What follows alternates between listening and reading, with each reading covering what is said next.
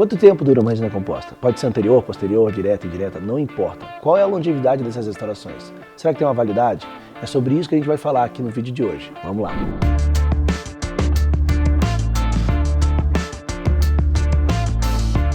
Sempre a gente escuta esse tipo de comparação, né? Ah, esse material dura mais, esse material dura menos. Será que é mesmo assim? Será que o material é o mais importante na longevidade de uma restauração?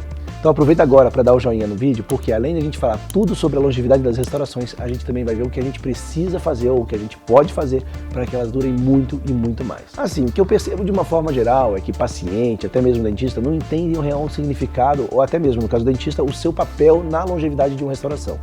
E não importa o material, por favor, não se ofenda, mas vira e mexe, eu escuto algo do tipo, uma resina dura de 1 a 3 anos, a cerâmica dura de 5 a 10. E tem caso pior, tipo, quando o paciente chega pedindo para trocar porque já tem algum tempo que fez aquela restauração e ela tá velha, né? Ou acontece pior ainda, quando o dentista trocou porque a restauração estava antiga, tinha anos, não, tá na hora de trocar. Por favor, não é assim, restauração não tem validade. Quando a gente fala em longevidade, a gente tem duas formas de avaliar. E nas duas formas a gente vai começar determinando o período de tempo. Pode ser 5, 10, 15, 20 anos, não importa. Quanto tempo você quiser, você vai lá e determina esse período. E daí você vai avaliar a taxa de sucesso nesse período ou o índice de falha anual. Então a gente já começa com essa, vou repetir, restauração não tem validade. E o motivo é bem claro, porque não tem como nenhum estudo definir isso. É impossível você avaliar a validade de uma restauração. O que você consegue fazer é o que eu falei agora. É determinar um período de tempo e dentro desse período de tempo você vai ver quantas restaurações estão funcionando e quantas falharam. E pronto. Agora, é por isso, se você vai pergunta para mim assim, no seco, Renata, qual é a longevidade de uma resina composta?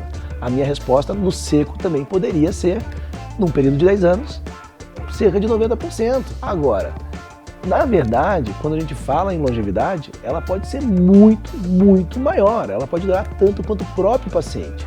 E isso depende de uma coisa, das decisões e da atuação de nós dentistas. E é isso que eu quero que você entenda. O que vai ter impacto nessa longevidade? É a escolha do material? Ou tem outros fatores? E que fatores são esses importantes na longevidade? Claro que o material tem a sua relevância, mas é muito diferente do que muita gente imagina. Tipo assim, vou dar um exemplo. Tem diferentes tipos de cerâmica, certo? Assim como tem diferentes tipos de resina.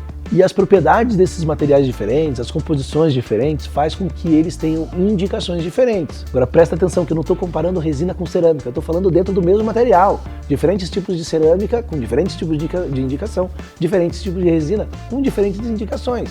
Por exemplo, a resina microparticulada, que é ótima para polimento, mas se você fizer uma restauração, ela não vai ter a mesma duração, porque ela não tem resistência mecânica para fazer uma restauração posterior. E a mesma coisa acontece, por exemplo, com a cerâmica. Você pode fazer um onlay de 1 milímetro de silicato de lítio, né, MaxPress, MaxCAD, e ele suporta as forças de compressão, ele tem resistência para isso. Agora, se você fizer o mesmo onlay, na mesma espessura, mas com outro tipo de cerâmica, uma cerâmica, por exemplo, estratificada com reforço de fluorapatita, ela vai quebrar, porque ela não tem a resistência para esse tipo de restauração. Agora entende o seguinte, o problema não está no material, está em como o dentista indicou as diferentes opções do mesmo material ou a forma que o dentista utilizou eles.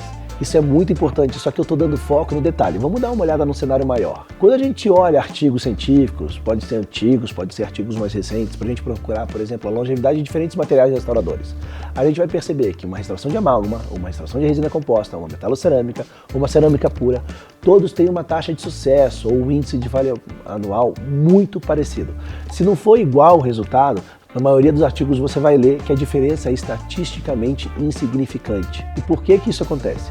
Muitíssimamente mais importante que o material é como você vai utilizá-lo. A capacidade do dentista de aplicar as técnicas necessárias para fazer aquele procedimento, as condições individuais do paciente, tipo a oclusão que ele tem, a condição de saúde bucal, um hábito parafuncional que ele possa ter. E é exatamente isso que mostra, por exemplo, esses dois artigos, onde você vê a longevidade da resina em um e no outro ele fala sobre longevidade de cerâmica. Em ambos ele mostra que não é uma questão de escolha de material. Os principais motivos de falha ou está na técnica que o dentista utilizou ou em acabar tendo uma cárie secundária, que é uma questão de higiene do paciente. O artigo de resina, por exemplo, ele deixa muito claro que mesmo em casos de fratura, essas fraturas estão diretamente relacionadas relacionadas com o material que foi utilizado, por exemplo, em forramento dessas restaurações. Assim, o cara botou ionômero e isso causou uma incidência muito grande de fraturas. Quando você não aconteciam essas fraturas. Como você pode ver, a maioria das falhas, elas vão acontecer independente do material. Não importa o material que está ali, eles vão acontecer de qualquer jeito. Porque os motivos da falha geralmente estão associados às escolhas do dentista no momento que ele foi realizar as restaurações. Tipo assim, se o paciente range os dentes e a restauração quebra, a culpa não é do material, mas do bruxismo. Ele quebrou a restauração e ele ia quebrar qualquer restauração, não importa o material. Então assim, caberia o dentista, antes de fazer a restauração, tomar as atitudes em relação ao tratamento para evitar a ação desse bruxismo. Por isso, sempre antes de começar a fazer qualquer restauração, o primeiro passo que o dentista deveria fazer é condicionar o paciente. Porque não adianta você fazer uma restauração no paciente que não sabe escovar os dentes, ele vai ter uma cárie secundária.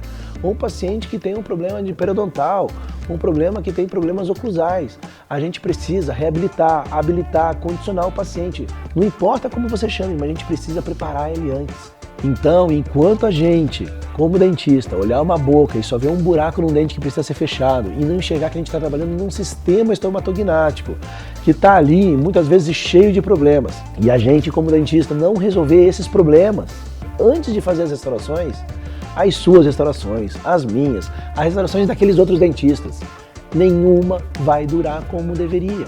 E tem mais, o que vai fazer diferença na longevidade é a manutenção dessas restaurações. Porque assim, cara, não adianta a gente fazer uma restauração e dar adeus para o paciente.